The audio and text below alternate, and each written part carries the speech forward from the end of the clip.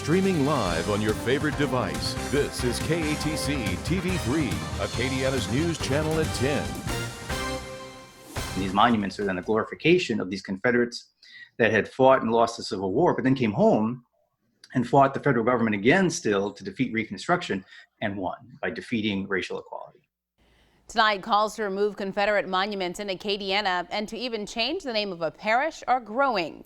These calls coming amid protests for racial equity across the U.S.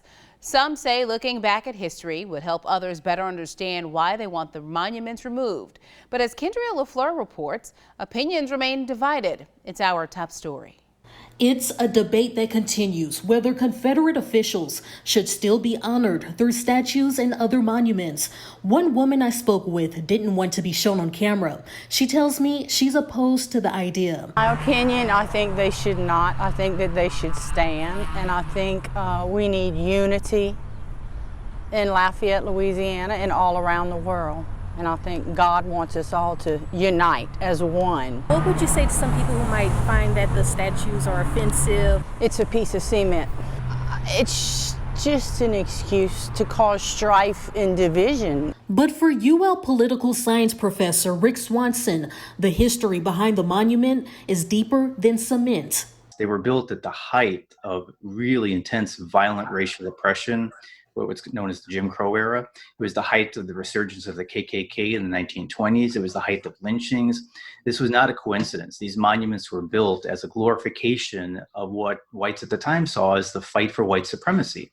That even though the Confederates had lost the fight to keep slavery, they then won the fight to block racial equality during Reconstruction, and so ultimately won the larger fight to keep exclusive control of white supremacy in the South. There are dozens of Confederate monuments throughout the state of Louisiana, with 3 parishes named after Confederate officials. While some are unfazed by this, there are others who say this symbolizes views that no longer fit society.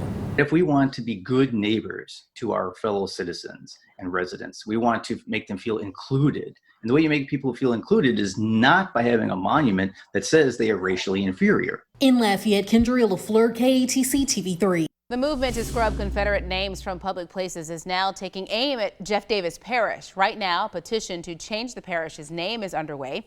Jefferson Davis resigned from the U.S. Senate to become the Confederacy's president, saying in his resignation speech he didn't believe black and white people were equal. The petition's creator says he would prefer a name that represents the parish's diversity. We have to live in this place and see legal documents with that name on it. And it's not just me, it's everybody here. It's the people that don't agree with it still have to have that name. And we should change it. It's beyond time. Jeff Davis Parish is one of 3 Louisiana parishes named for Confederate officials. Allen Parish is named for Henry Watkins Allen, a former Confederate general who was Louisiana's governor at the end of the Civil War.